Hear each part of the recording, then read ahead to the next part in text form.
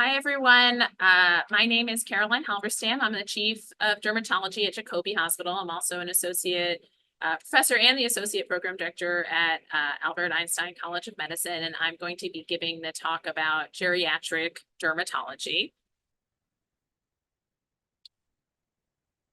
I don't have any conflicts of interest.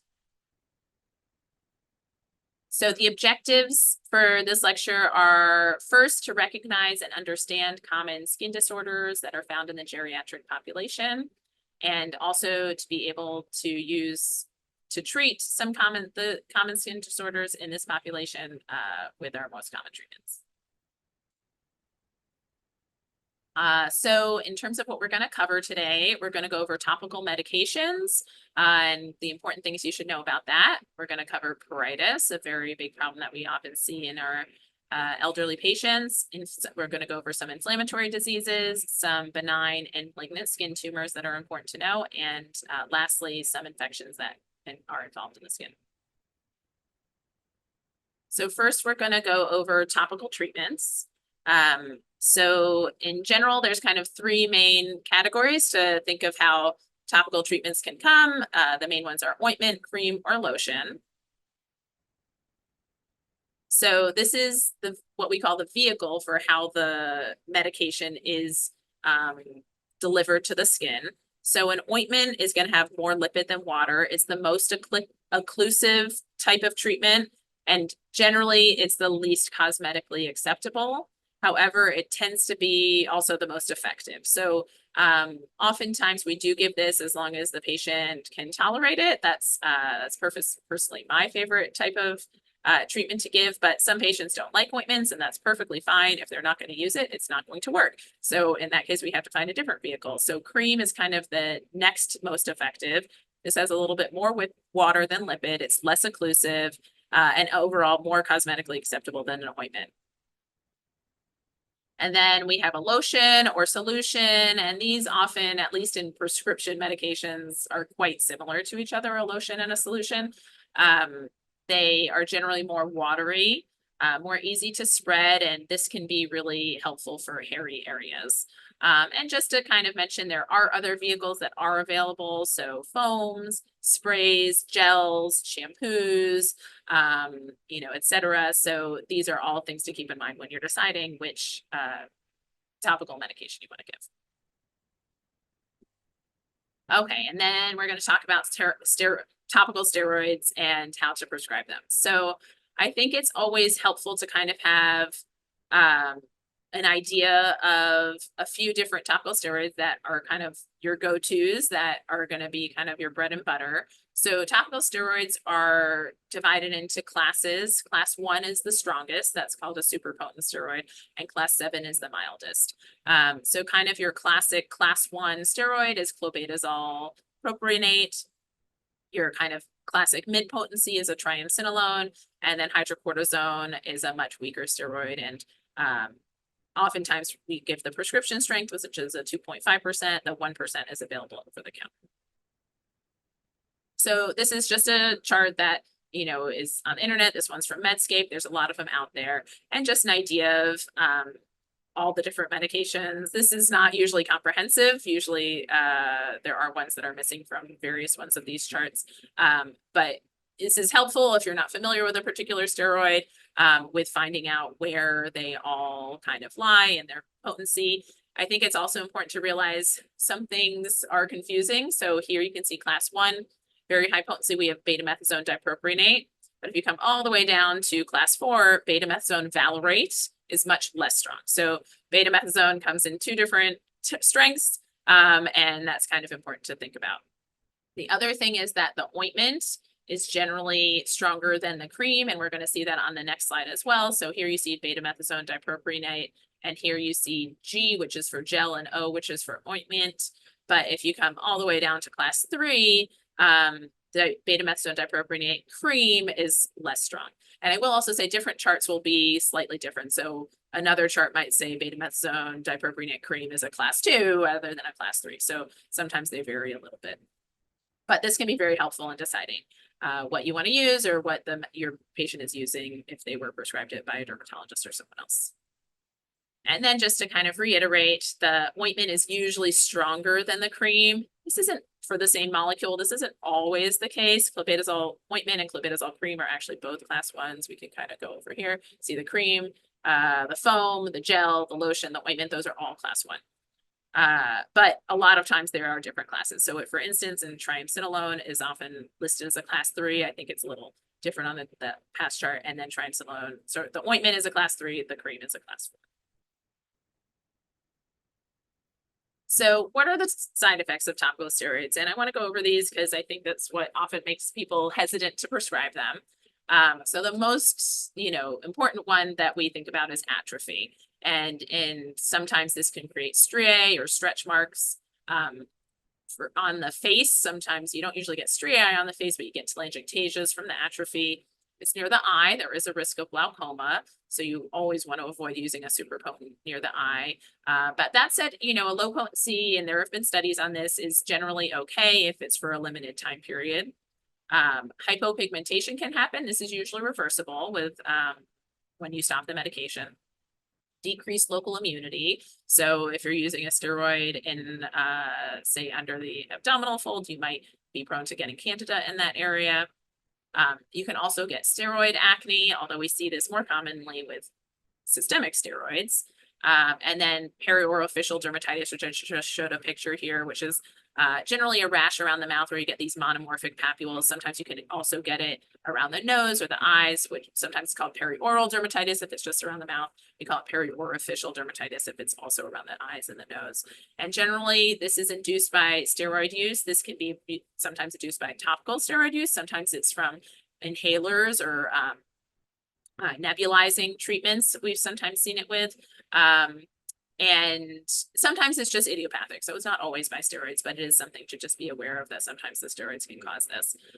And it can be kind of addictive because the steroids actually ironically can help temporarily, but then as soon as they stop using the steroid, it breaks out really badly. But we generally try and get them off the steroids if that's their side effect. So these are generally the side effects, but the important thing to realize, these are actually pretty uncommon. And often related to how much they're used and the strength of the steroid that you're using. So how do you decide which steroid to use? A really great way of thinking about it is just to titrate the potency to the skin thickness. So in general, a high potency is more helpful on thick skin. So places like the feet, the hands, or if you have something, a thick rash, like thick psoriatic plaques, a high potency is going to be much more effective on those areas, and a low potency is probably not going to do much, in all honesty. But in other areas like thin skin or occluded areas, you want to stick with a low potency. So this would be the face, the groin, the axilla, under the breast, and the pannus. So anywhere where there's skin-on-skin contact, you want to stick with a lower potency. Or if you do a higher potency, you want to just very much limit the time. Lotrozone, I don't think this one's prescribed quite as much as it used to be. This is a combination of betamethasone and clotrimazole. It's just very important to realize that there's a super potent steroid in there. So that means that oftentimes this is given to patients who have a rash in an intertriginous area, like under the breast, in the groin, and the physician is not sure if it's inflammatory or if it's fungal, so they kind of want to cover with both.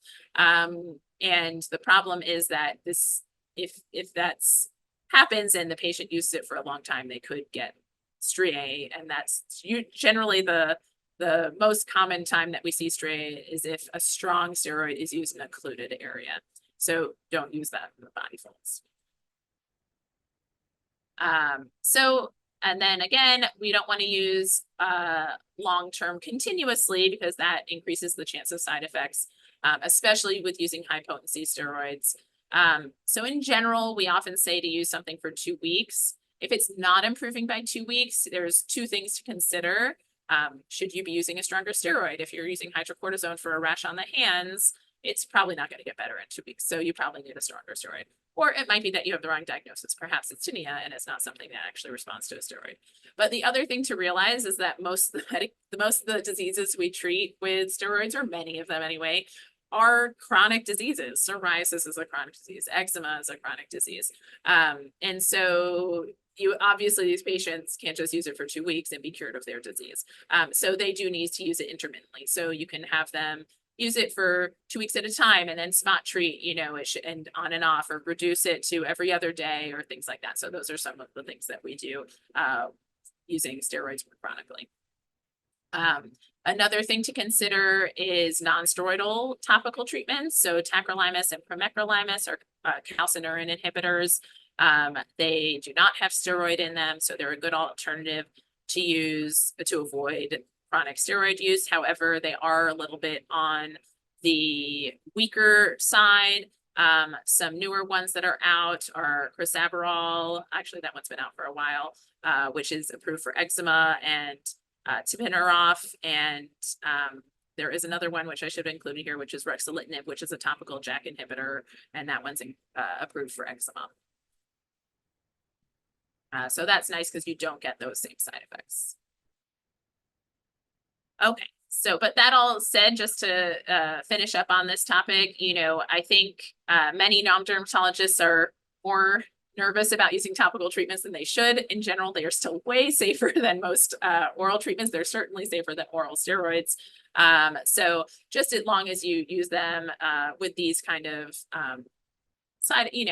these guidelines in mind, it's pretty hard to overuse a topical steroid, but it can be done. But in general, it's not something to be too scared of. Okay, so this is going to be as interactive as it can be for a Zoom lecture. So I'm going to show some pictures, and I want you to think about what the diagnosis is. So none of these are supposed to be trick questions. These are just all to kind of get you thinking. Okay, so this first picture is cirrhosis, which is really just dry skin. So nothing too crazy here, but it's something we commonly see in the elderly, of course. Sometimes when it kind of has this, what we call a dry riverbed appearance, we call it eczema craquelé, but really all that is severe cirrhosis. And then pruritus is another common complaint we see in our elderly patients. And so a lot of times we have patients come with pruritus of unclear etiology, and our job is to try and figure out what's causing it and what to do about it. So the number one cause is cirrhosis. As we get older, the oils in our skin just become less, we have less oil in our skin, so our skin tends to get more dry. And this is a very common cause for itching in the elderly. That said, there are other causes which are something to consider. Liver and kidney failure.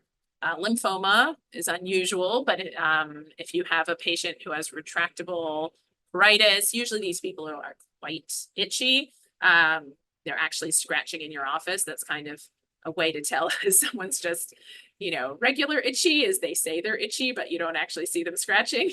If they're scratching in the office, that means they're really itchy. And this would be lymphoma.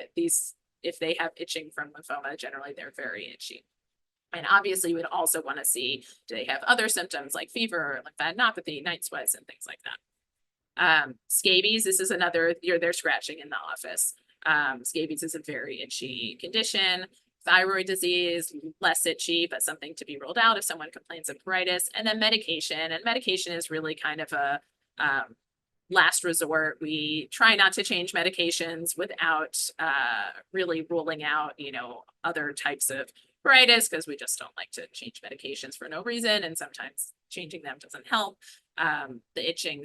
But they are something to keep in mind. Opioids are definitely associated with itch, so that can definitely cause an acute change in pruritus. And then there are medications, very common medications, ACE inhibitors, calcium channel blockers, and beta blockers have all been associated with chronic pruritus. It's not a clear one-to-one. Not everybody on a calcium channel blocker is going to be pruritic, but if it seems to kind of correlate, it's something to think about changing the medication if it correlates with when the itching started. So how do we treat it? Of course, if there is an underlying cause, we want to direct it towards that. Usually, if we don't have a clear underlying cause and we're thinking it's mostly dry skin, we at least try a trial of topical steroids. In this case, we do a mild to medium steroid, maybe a hydrocortisone, occasionally we'll do a triamcinolone. Antihistamines can be helpful. Of course, in the elderly population, we want to be a little bit careful with using sedating antihistamines, so you could consider using a non-sedating antihistamine.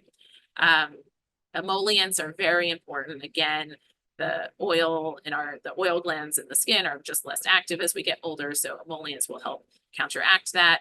Soaps are so important. I can't tell you how many patients I've had who said they've been getting itchy, and then I say, have you changed your soap recently? And they're like, oh yeah, I used to use Dove, and now I use some, really nice scented soap that someone gave me as a gift. So that can make a huge difference, just going back to an unscented and gentle soap. And reducing bathing. Our society tends to bathe a lot.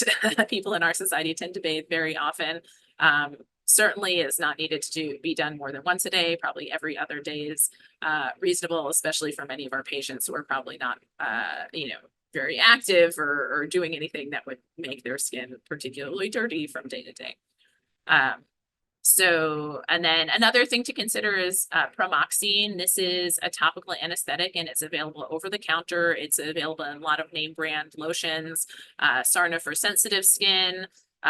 Gold Bond has an anti-itch lotion. CeraVe anti-itch. And there's other brands that have it as well. And then phototherapy can actually be very helpful for resistant cases of pruritus. The biggest downside for phototherapy is, one, obviously the patient has to see a dermatologist, and two, it's a little inconvenient because you usually have to come in at least 2 and sometimes even 3 times a week. But the patients who do it often find it very helpful. Okay, so we're going to move on to the next disease. So again, just take a peek at the picture and think about what the diagnosis is. So this is psoriasis. Why is it psoriasis? What we really want to look for with psoriasis, this sharp demarcations between normal skin and diseased skin. So you can really kind of see where that changes. And then you have this thick silvery scale. So this is and then the locations are also important. This is on the elbow and the knees. Those are all kind of classic locations. Obviously, not everybody reads the textbook, but that's a pretty classic picture of it. There are different types of psoriasis. So this is a picture of guttate psoriasis. Classically, we see this more commonly in young patients. And the classic story is they get it after a strep infection. Some of these patients, their disease will clear up and it doesn't come back, although they are at risk for getting psoriasis when they're older or in middle age, where it's more common. But some of these patients, it does not completely clear up and they do end up having a more chronic form of the disease. Inverse psoriasis, that means psoriasis that's in the intertriginous areas or in the folds. Again, a helpful thing to decide, is this psoriasis or is this something else happening in the intertriginous areas? So what other things can you think about? You want to think about candida, you want to think about tinea. How can you tell the difference? This sharp demarcation can be very helpful. In these cases on the left, you can see there's a nice thick plaque with silver scale. That's not always the case, as you see on the right. It's more kind of almost eroded or kind of shiny. You don't see that scale because of the moisture in the area, but you still see that sharp demarcation. If they do have psoriasis otherwhere, that would be another clue that maybe the rash in the intertriginous areas is also psoriasis, although patients with psoriasis can also get fungal infections, so it's not a sure thing. And then another thing is, well, you've tried an antifungal cream and it's not responding. It might be worth trying a little topical steroid to see if that works. Another type is palmoplantar psoriasis. Obviously, this can be quite debilitating. It's not nice having this type of rash on your skin, on your hands and feet, I mean.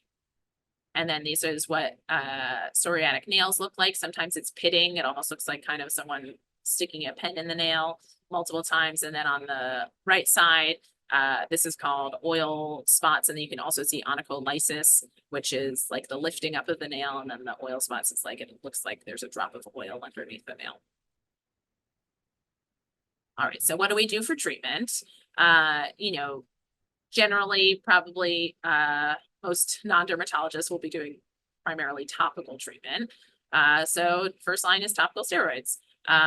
So most of the body, you're going to need a strong steroid. So you want to be sticking in that kind of class 1 or class 2 area. But if someone has an intertriginous involvement or facial involvement, then you would probably be sticking with something a little bit less strong.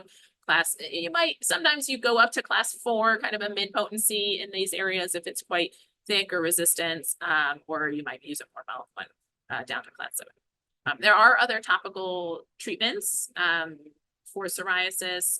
Calcipotriene and tazarotene are kind of older treatments. They can be, they're usually helpful as an adjunct. They're usually not effective enough on their own. They're usually used in addition to topical steroids. However, there are a couple of new ones that have been approved called tapinarof and roflumilast that are more effective. Of course, it's a little bit more difficult to get them through insurance too.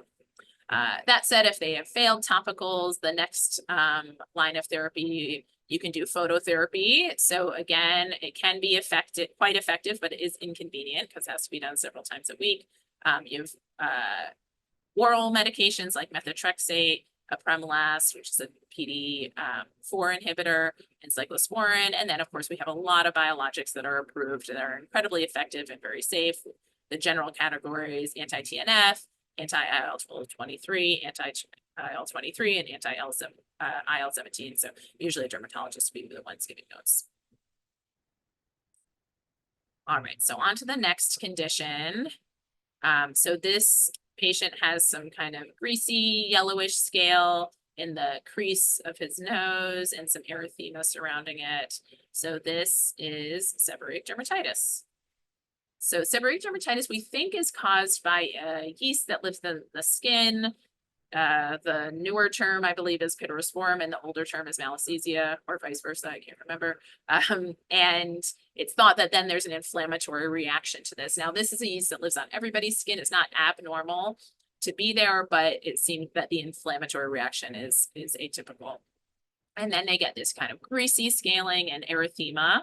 And that's generally, we see that kind of more in lighter skin. And darker skin, oftentimes it presents with hypopigmented patches. So you can see that in the middle picture here, and with a little bit of scale as well. But oftentimes it's in the similar distribution around in the folds, although sometimes, again, things can be atypical. Some patients can get very severe seborrheic dermatitis. You think there's something terrible going on, but it is just really severe seborrheic dermatitis. So this is a patient who has AIDS. Also patients who have neurologic disease like Parkinson's, or sometimes stroke patients can have very severe seborrheic dermatitis, and this is more common in males than females. Where do we look for it? We look for it in kind of the brow area and the paranasal gutters, meaning those folds that we saw in that previous slide. Behind the ears is in the top picture. In the concha of the ears, the scalp is a very common place, which is really just dandruff. And then on the chest, you can also get it. And just to and then we'll go on to treatment. So there's kind of two ways to approach it. You can either try to kill the yeast that's causing the problem, or you can try and reduce the inflammation. So in terms of those, there's a lot of topical antifungal shampoos like ketoconazole, or there's a cyclopirox shampoo, which I don't have listed here. Selenium sulfide also attacks the malassezia, and pyrithione zinc, which is what's in Head and Shoulders. There's also something like a ZNP bar that has this same ingredient. Another option, tar preparation, is anti-inflammatory. So this is available in T-gel shampoo. I have the picture there. These are all over the counter. Salicylic acid is another therapy that's available in T-sal shampoo. This is someone has really thick scale in their scalp. This can be helpful at reducing the scale. And then finally, of course, topical steroids can be helpful. So for the face, we do a lower strength steroid, and for the scalp, we often will do a higher strength steroid. And oftentimes this will be sometimes we combine it. We use an antifungal as more chronic treatment, and then use the steroids for flares. And then again, this macrolimus, tacrolimus, these non-steroidal topical treatments can be helpful. And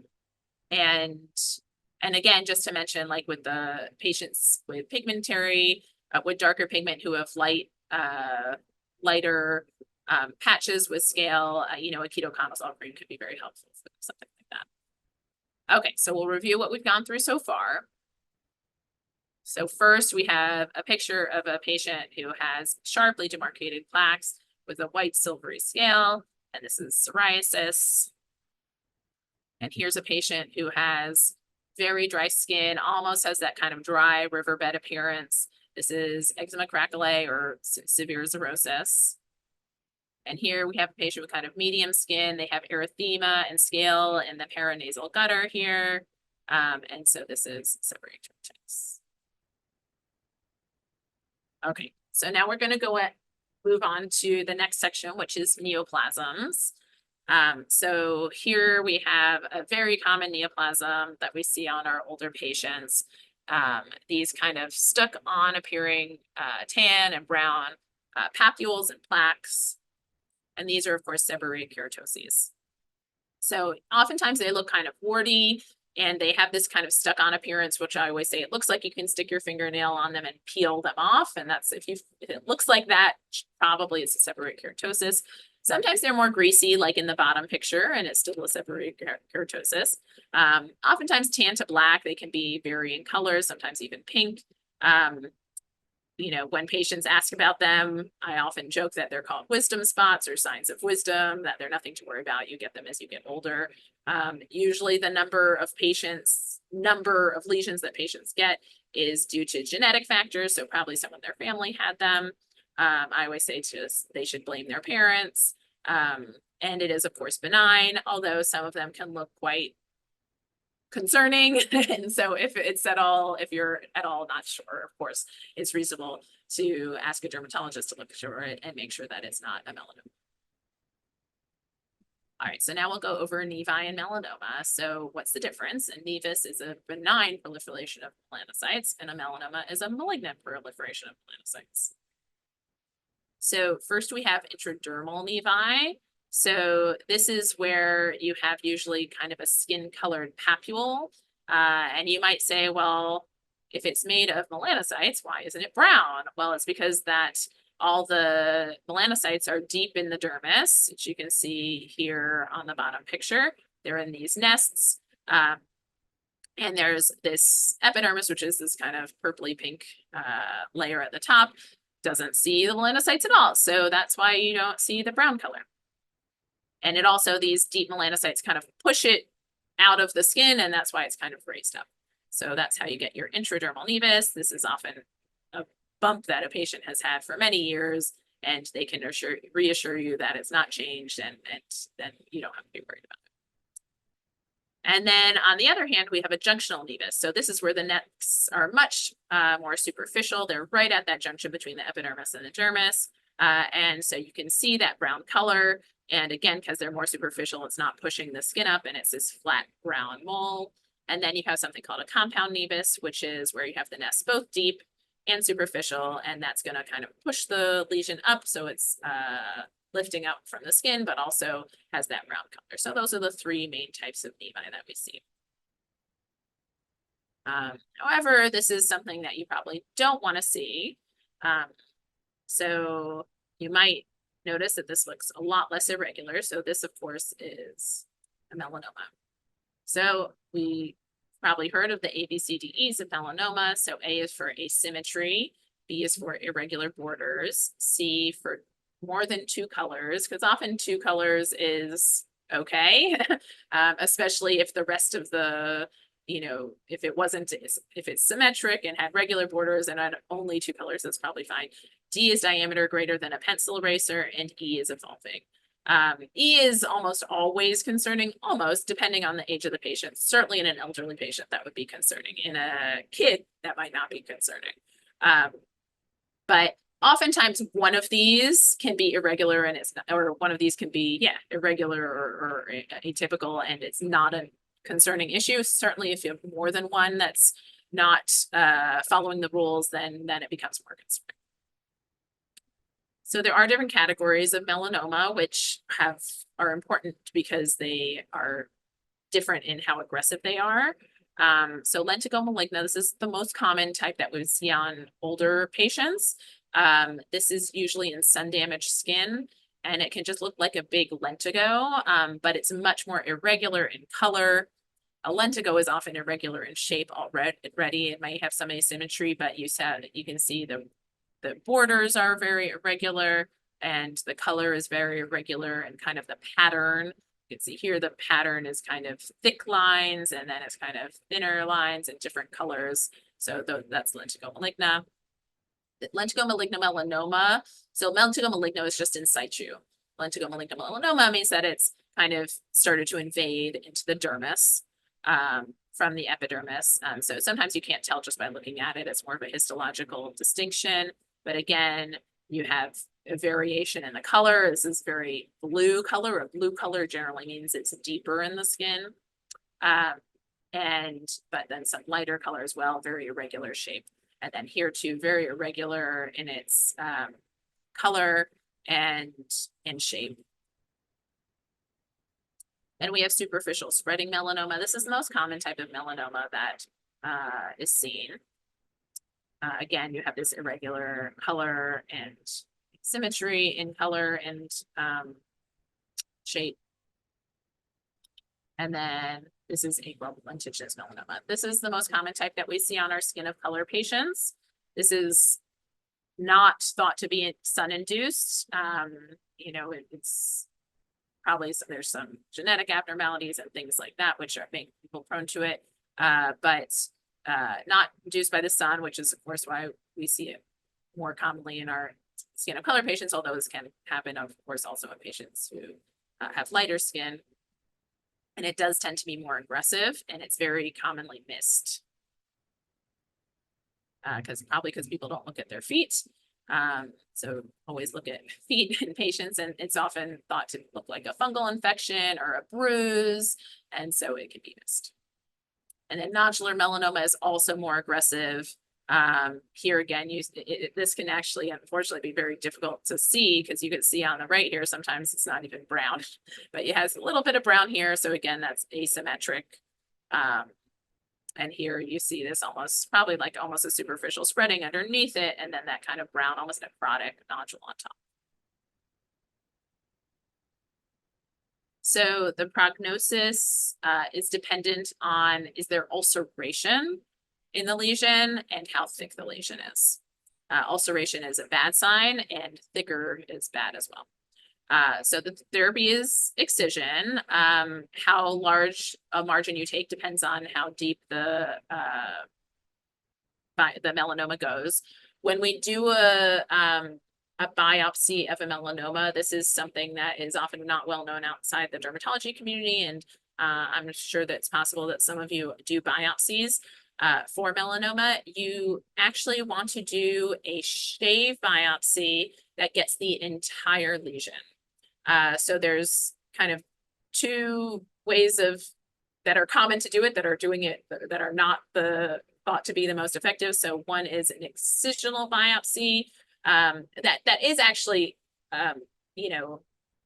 okay, but you really have to make sure you get the entire lesion.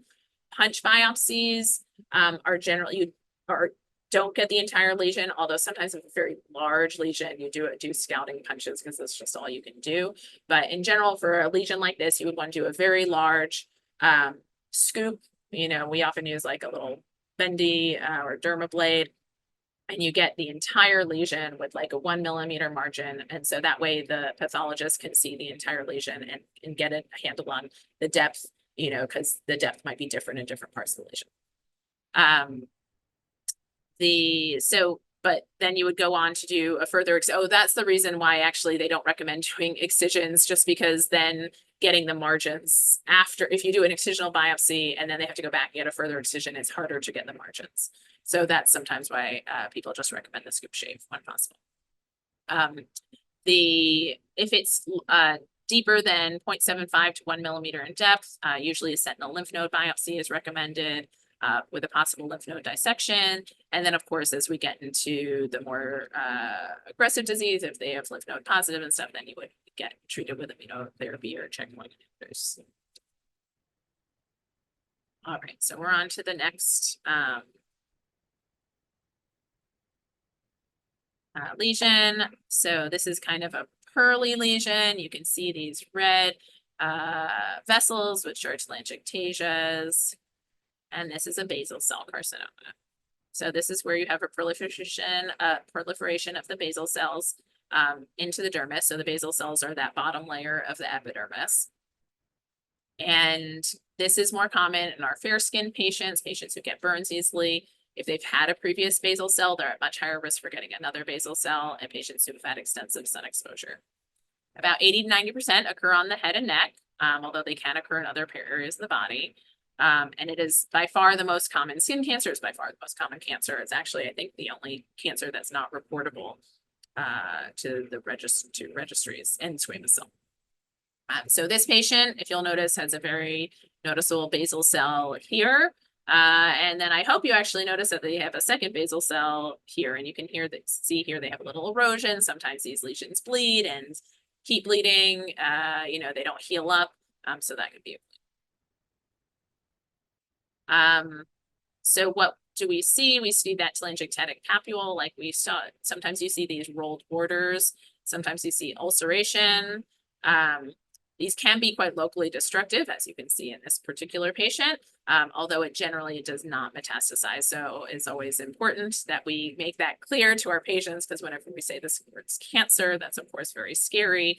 And we just want to let them know that we do need to remove it. We don't want it to get any bigger, but it's nothing. This is not going to kill them. This is not going to metastasize. So what are these? Here we have these almost gritty, kind of scaly, crusty papules on the top of a scalp of a man who does not have hair, which to protect his head from the sun. And so these are actinic keratoses. And so here you can see an example of some pretty bad actinic keratoses on the hands. They're not always this obvious.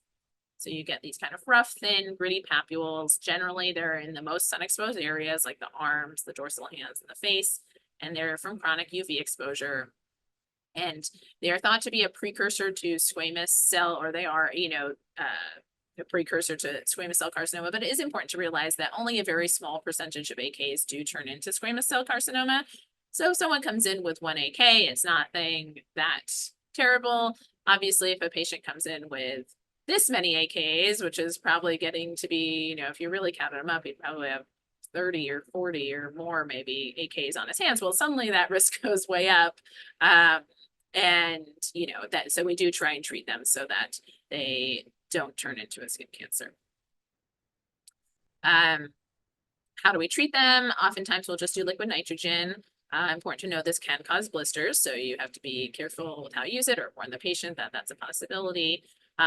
If you have a lot of AKs, like this man here, where maybe it would just be too many things to spray, you can do field therapy. 5-fluorouracil, I bolded because there was a study in the New England Journal several years ago that showed that 5-fluorouracil was more effective than imiquimod, but both are approved for this treatment.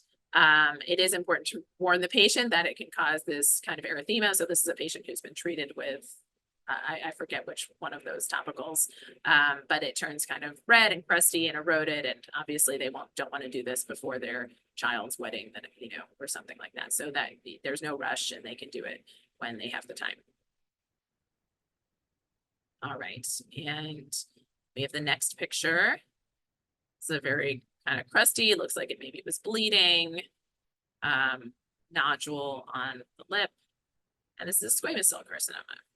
So a squamous cell carcinoma is a malignant proliferation of keratinocytes, so that's the main cell that's in the epidermis. And again, it's caused by sun exposure. This is the type of cancer that's more common in organ transplant recipients. They don't tend to get basal cells more often in general, but squamous cell they are at higher risk for. Although if they are someone who's fair skinned and already at risk for basal cells, they certainly can get a lot of basal cells as well. And then patients with CLL are also more at risk for getting SCCs. There are different variants. You can have it's called Bowen's disease if it's in situ, or this is a picture here of keratoacanthoma, which is often presents with a very fast growing nodule. So someone will come in with a very, they said this happened in a matter of weeks. They grew this huge nodule. It kind of almost looks like a crater inside or like an exploding volcano. And interestingly, they're a little less aggressive than other squamous cell carcinomas, but it's still recommended that they be removed and treated as a squamous cell. So how do we treat them? If it's on most areas of the body, you can do excision. If the patient is not a surgical candidate, radiation is an option. Obviously, all the risks and benefits have to be weighed.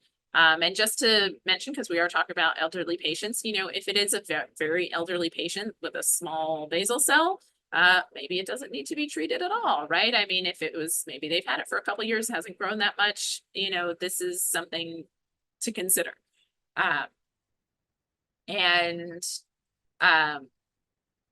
Then, of course, the other option that we sometimes do is Mohs surgery. We do this if there's an aggressive histology, if it's in a cosmetically sensitive area. So generally, if it's on the face, we do Mohs surgery. Certainly, if it's greater than 2 centimeters, because again, it's higher risk with that. If it's recurrent, if you've already done a previous excision or treatment for it and it came back, or in immunocompromised patients, these are generally the people we send for Mohs surgery. And here's just a quick schematic of it that you take a piece with a small margin, look at it under the microscope, and then you see a little bit's left, and they go back and they take just that piece without having to take a larger margin. And then they go back and see, there's a little bit more. So that's how they do the Mohs surgery, all while the patient's waiting to wait. So how do we prevent it? Of course, this is the most important thing that we as dermatologists often like to tell patients who are at risk for skin cancer. Everyone kind of jumps to sunscreen, and sunscreen is great, but really I always say that's kind of the last resort. So number one is sun avoidance, especially between 10 a.m. and 3 p.m. when the sun is highest. Sun protective clothing, hats, long sleeve shirts, rash guards, and then of course sunscreen. And of course with sun avoidance, I always, sun also has important effects on people's mood and things like that. So obviously, it's not to say that patients should never go outside or do activities and things like that, but trying to stay in the shade, wearing sun protective clothing, those things are more ideal. Ideally, if the patient can do a self-exam monthly, we usually say on the day of their birthday to do an exam of their skin.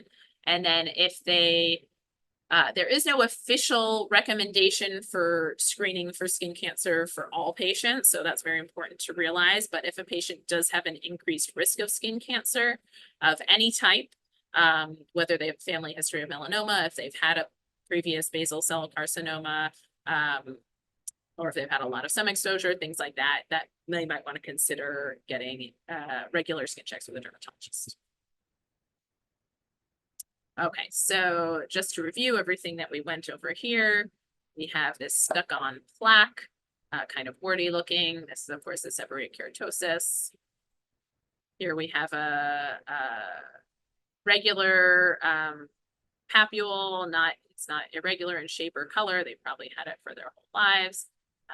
This is a nevus. In this case, it's compound. You have a little bit of pigment, and it's exophytic from the skin.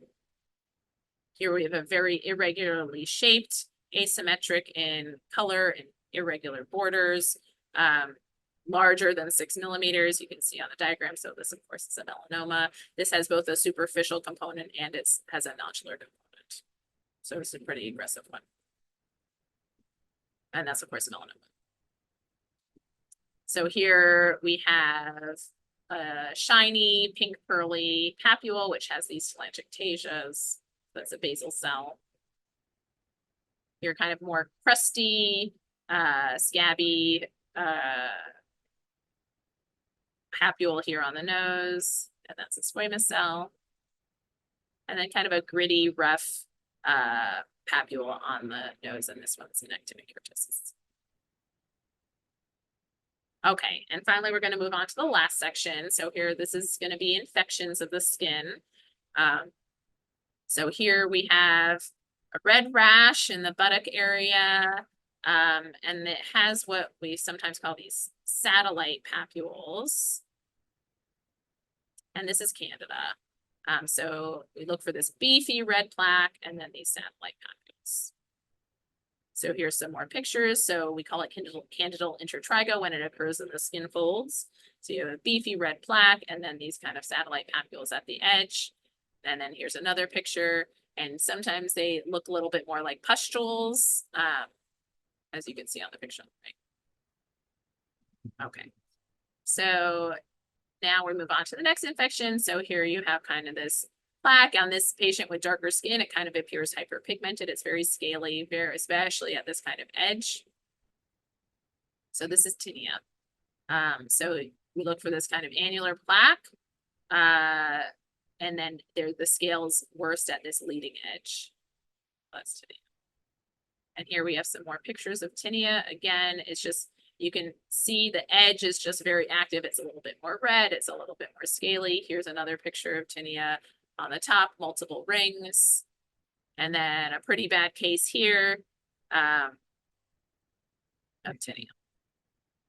And again, for all of these diseases, I've tried to show different skin types because they do present a little bit with different colors on different skin types. So of course, tinea can occur on other areas of the body, very common on the feet. Most commonly on the feet, it looks like this picture at the bottom where they just kind of have a scaly plaques. We call it an moccasin distribution where it's just kind of all around the sole of the feet. And oftentimes they have these little collarettes, meaning like little circles of scale. This is a pretty bad case. Sometimes it's more subtle. Sometimes they just have it in the folds of the toes, or like here again, you can see kind of some collarettes of scale. This is a pretty bad case where you actually see that active edge. This, by the way, could look like psoriasis, right? You have that sharp demarcation. So this is why we scrape it. So, or you could do a culture or something if you're not sure. Or this is something where it's actually not completely unreasonable to do something like a allotrozone because on the feet, you're not as concerned about striae or, or stretch marks forming. But in this case, it is tinea. Hopefully, you could do a test to figure that out, or you'd see what's responding to treatment. And then, of course, you get tinea cruris, which is where it occurs in the groin area. And again, just compare that to Candida. You don't have those satellite papules. You have this very active edge of scale. So just to go over intertrigo. So intertrigo is what occurs when you have a rash in the skin folds. So the groin, inframammary, axillae, toe webs can even be intertrigo. It is, as we went over, it could be Candida, it could be a dermatophyte, but very commonly it is just eczematous or irritation because those places tend to get very moist and the skin rubs together. So a lot of times people are just getting irritation from the skin, kind of skin to skin contact. And in that case, they don't respond necessarily. Sometimes the topical antifungal will still help because it's just moisturizing, but oftentimes a little steroid, like a mild steroid, like a hydrocortisone is helpful to kind of help with this more eczematous form. Again, we talked about intertriginous psoriasis can occur in this area. And then we're not going to go over in detail, but erythrasma is a more uncommon cause, but this is a bacteria called Rhinobacterium, which can also cause a rash in the skin folds. All right, so how do we treat it? So ideally, we like to do a KOH in our clinic.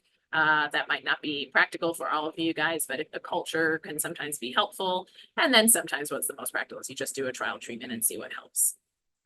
In terms of which treatment to choose, Candida, you can use nystatin for Candida. You cannot use it for tinea. It does not work against tinea. Or you can do azole, meaning ketoconazole or clotrimazole. That's going to be effective for Candida. Tinea, you can use either terbinafine. Terbinafine is not effective against Candida. So if you're sure it's tinea, you can use terbinafine because it's very effective for tinea, or an azole. So again, if you're not kind of sure which one it is, an azole is a pretty safe bet. And then sometimes if it's pretty extensive, we will do an oral antifungal. Tinea, again, we tend to do terbinafine. For Candida, we do fluconazole. You can, of course, do fluconazole for tinea as well. I tend to do once, for fluconazole, I tend to do once weekly dosing. And then, of course, we have tinea unguum. I think the important thing to remember here is that abnormal nails are often caused by fungus, but not always. I think that's one of the biggest misconceptions, is that if you have an abnormal or thick appearing nail, it's always from fungus, and that's just not true. Trauma is probably another very common cause of thickened nails. Oftentimes it's chronic trauma over years. It's the way their shoes fit and their nails have just gotten thicker to kind of adjust to that. So it is important that you actually diagnose onychomycosis, that you do a KOH or a nail clipping. You can send the nail clipping for histology, or you can send it for culture. So if you have that diagnosis, then you're much more likely to respond to treatment.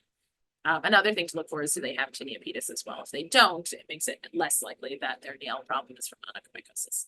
And then oral terbinafine is the gold standard because it's fungicidal, and the approved dosing is for 12 weeks. Although I will say I do sometimes do for longer because there's some resistance that's probably showing up. And sometimes if they're not clear or close to clear by 12 weeks, it's not, you can continue it for longer. Sometimes I'll kind of pulse it. I'll take them off for a month and then restart it in a month because it penetrates into the nail, so you don't actually have to do it continuously. The approved dosage for fingernails is only 6 weeks because they grow faster. Topically, you can do cyclopyrex nail lacquer, or oftentimes I'll just give them antifungal cream because some of our Medicaid patients, this isn't covered.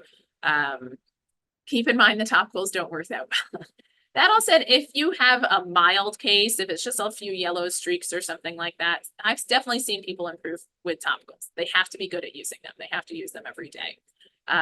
So all of these trials are 48 weeks long because it takes that long for the nail to grow out. So these patients need to be determined to get their toenails better. But that said, a lot of times we don't want to risk some of the oral treatments in our patients because of side effects or because of, medication interactions. So sometimes topicals is what you have. Just another option if terbinafine isn't working or if there's a reason they can't take it. Itraconazole can be used. The general off-label dosing is you do it daily for a week for 1 week out of the month. So it's only pulse dosing once weekly, a week every month. And then fluconazole is, again, off-label, weekly dosing, and again, 3 to 6 months. All right, and then this is the last case. So this is, here we have some papules that are on the penis. Here's some kind of papules on the abdomen. Here's kind of more some little crusts in the finger webs and on the wrists. And the big clue for this one is that the patient is very itchy. So this is scabies. So the big key with scabies is that these patients have really severe pruritus. Like I mentioned, these are the ones who are scratching while they're in the office. And that's sometimes, if I can't see any of the skin lesions and they are still saying, usually over the short term, usually they're like, oh, a couple weeks ago, I just started scratching like crazy. And my kid is scratching too. And whoever lives with them is also itching. Even if I can't find a single skin lesion, I'm going to treat them for scabies. To me, the history is the most important part for scabies. But if you are looking, if they do come in with that complaint, I do look for skin lesions. You look for those kind of crusty or scaly spots in the finger webs. Buttocks and genitalia are common places. The genitalia, as you saw in that previous picture, sometimes the bumps look like papules. They're not just little scaly spots. So just because you have papules, you can still have scabies. The groin, umbilicus, areola are generally all places that you can look. And the axilla, which I didn't include in that list. It does not go to the face. We don't know why. But except when kids or in babies, we treat the whole body. But for kids and adults, you just have to do top of the neck to the tip of the toes when we treat with permethrin. So you want to look for ideally a burrow. If you see a burrow, when we see a burrow in our clinic, we scrape it. And if you're lucky or unlucky, depending on how you think of it, you might see a mite that looks like this. This one is pregnant with a little egg inside, and there you can see the eggs that it laid. This patient probably had a really bad case. It might have been crusted scabies for this picture.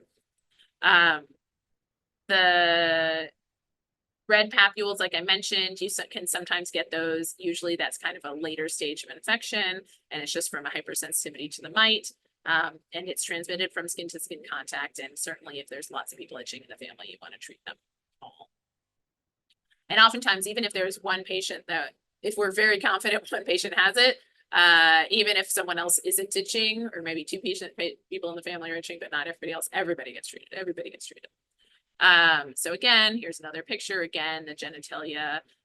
If you see this kind of thing on the genitalia and they're itchy, scabies. And then here you can see, this is like a burrow. You can see it's just very subtle kind of trail of scale. So these are the burrows. And then this is what crusted scabies looks like. You know, someone could easily mistake this for maybe psoriasis or just, you know, dry, you know, terribly dry skin. But if they are, well, and sometimes they're not itchy, even, you know, even scarier. But, you know, if you scrape them, you just see lots of mites. So how do we treat it? Permethrin cream, you want to do it from the top of the neck to the tips of the toes. Repeat it in 7 to 14 days. The reason being that it's not very effective for the eggs. So if those hatch later, you want to treat that again. Ivermectin is a fantastic treatment. For some reason, we often have trouble getting it covered. So permethrin is often our go-to, but certainly if a patient, it's going to be hard to use the topicals. If you can use ivermectin, it's a great treatment and very effective. Also, again, you just want to repeat it in a week to 1 to 2 weeks. We often will also give topical steroids and antihistamines to help with the pruritus, and the patient should then clean their bedding, clothes, towels, and the hot water and dryer, and everybody in their contacts should be treated. Okay, and just we're going to go review through things one more time. So here's kind of a beefy red plaque, and in this case, they're satellite pustules. So that's Candida. Here we have, it's very red, kind of like the Candida, but in this case, the active scaly edge is very clear, and that's tinea. And then here we kind of have these scaly papules, and this is a great example of a burrow. And this one's probably a burrow too. So this one's scabies. Okay, and that's the end of the lecture. Thank you so much.